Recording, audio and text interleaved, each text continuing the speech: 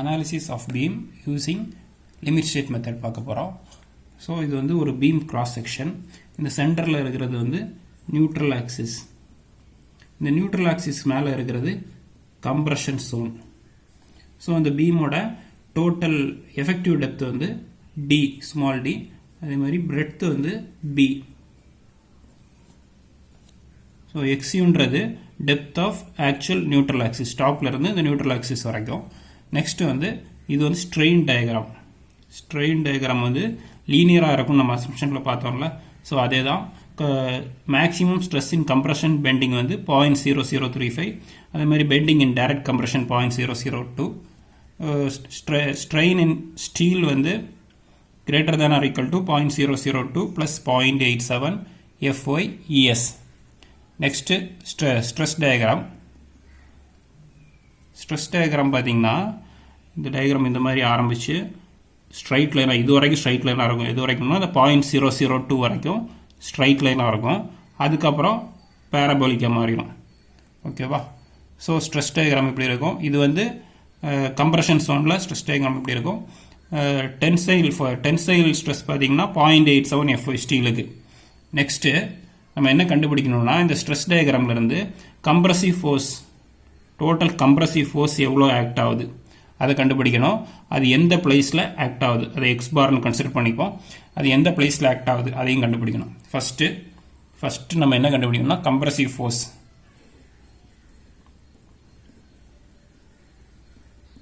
Compressive force FC equal to sigma into A அப்படின்னு வச்சுக்கலாம். Stress into area, force equal to stress into area.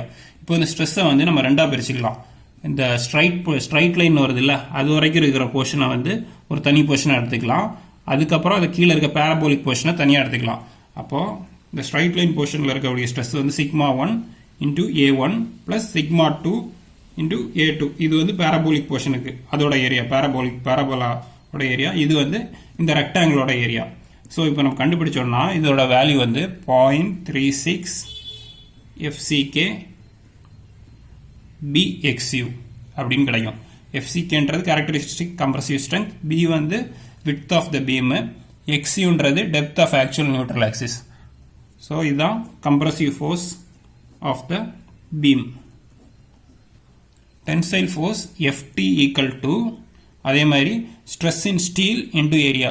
Stress in steel எவ்வளவு? 0.87 FY வந்து stress, area வந்து நம்ம AST அப்படின்னு எடுத்துக்கலாம். 0.87 FY இன்டு AST. ஓகேவா?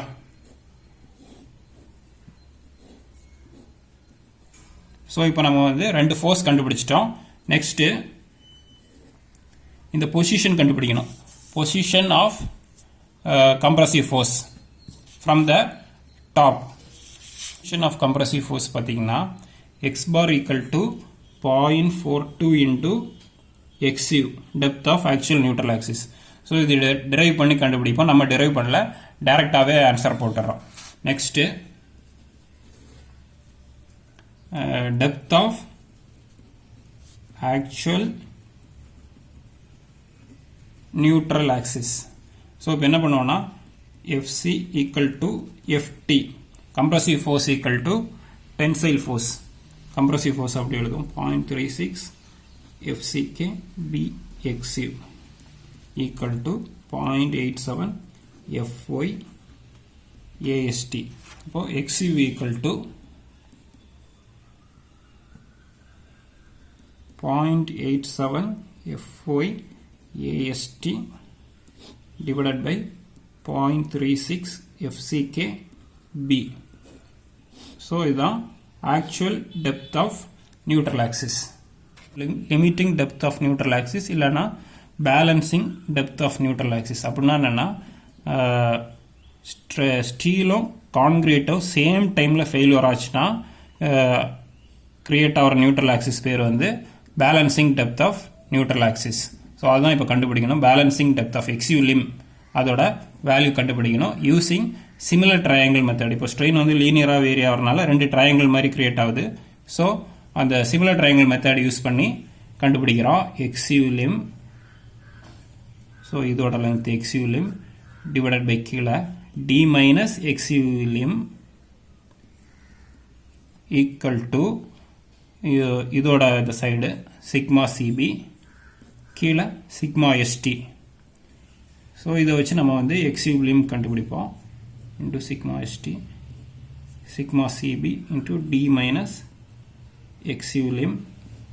ஸோ இதிலிருந்து XU lim equal to sigma CB plus divided by sigma CB plus sigma ST into D இப்படி கிடைக்கணும் உங்களுக்கு.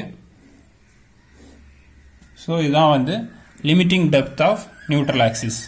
ஸோ இதை வந்து நம்ம எலாங்கேட் பண்ணி எழுதலாம்.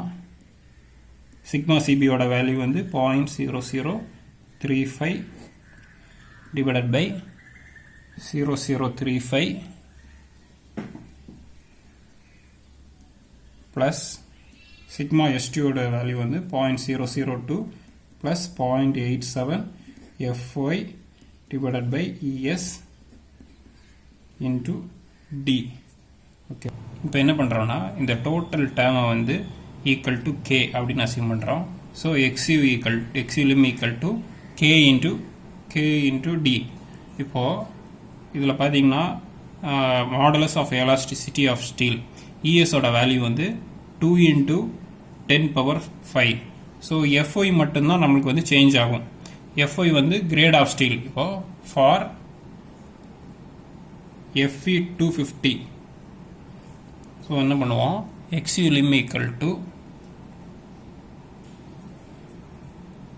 0.0035 divided by 0.0035 plus 0.002 plus 0.87 into 250 divided by 2 into 10 power 5 into D. So இப்போ நம்ம இதை சால்வ் பண்ணால் நம்மளுக்கு வந்து 0.53 D இப்படி கிடைக்கும்.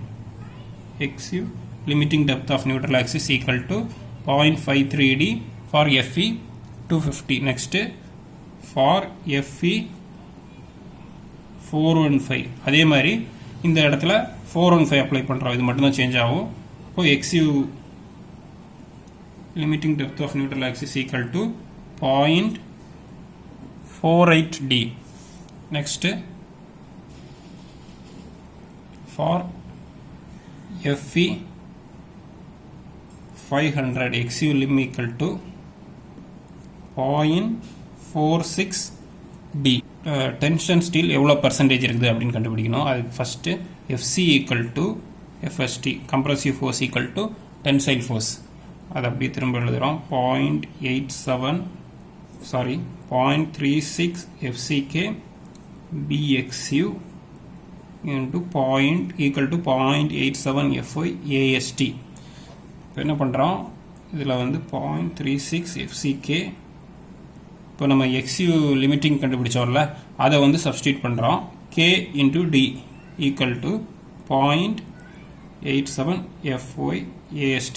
இப்போ percentage of tension steel equal to AST divided by BD into 100. So அந்த ASTயை கண்டுபிடிக்கணும். BDயை வந்து கீழே கொண்டு வந்துடுறோம். அப்போ equal to 0.36 FCK into K divided by 0.87 FY into 100. So இதுதான் percentage area of tension steel. Next lever arm stress diagram 0.87 FY. இது வந்து டென்சைல் ஃபோர்ஸு, கம்ப்ரசிவ் ஃபோர்ஸ் இப்படி ஆக்ட் ஆகும். ஸோ இந்த ரெண்டு ஃபோர்ஸுக்கும் இடையில இருக்கக்கூடிய டிஸ்டன்ஸ் தான் வந்து லீவர் ஆர்ம் Z.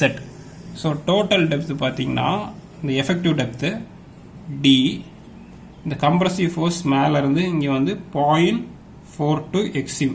இப்போ lever arm Z equal to D minus 0.42 XU. லாஸ்ட்டாக கண்டுபிடிக்க வேண்டியது ultimate moment of resistance. மொமெண்டோட ஃபார்முலா என்ன? Force into perpendicular distance. இப்போ ஃபர்ஸ்ட் வந்து நம்ம கம்ப்ரசிவ் ஃபோர்ஸ் வச்சு கண்டுபிடிக்கலாம். Compressive force f into perpendicular distance வந்து z lever arm. Compressive force எவ்வளவு?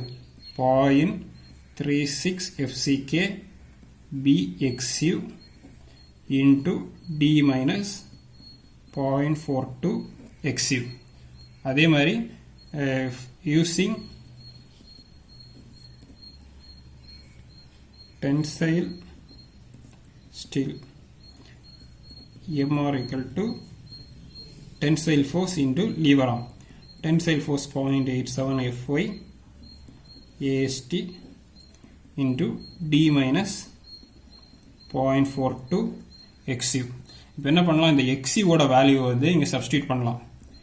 MR equal to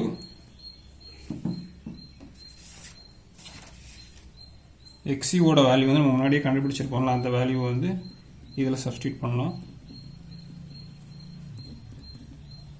D minus 0.42 0.87 FY AST divided by 0.36 FCK B. இப்போ என்ன பண்ணுறோம்? இந்த D வந்து வெளியே எடுக்கிறோம்.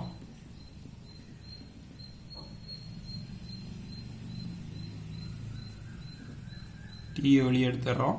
இப்போ 1 மைனஸ், ஸோ இந்த டேர்ம்ஸ் எல்லாமே சேர்ந்து உங்களுக்கு 1 தான் கிடைக்கும். அப்போது FY AST divided by FCK into B D. இங்கே ஒரு D கீழே வரணும், அப்போ தான் இந்த இது கேன்சல் ஆகும். ஓகேவா? ஸோ இது ஒரு ஃபார்முலா. உங்களுக்கு கோட் புக்கில் இந்த ஃபார்முலா கொடுத்துருப்பாங்க. Formula for finding moment of resistance அப்படின்னு கொடுத்துருப்பாங்க.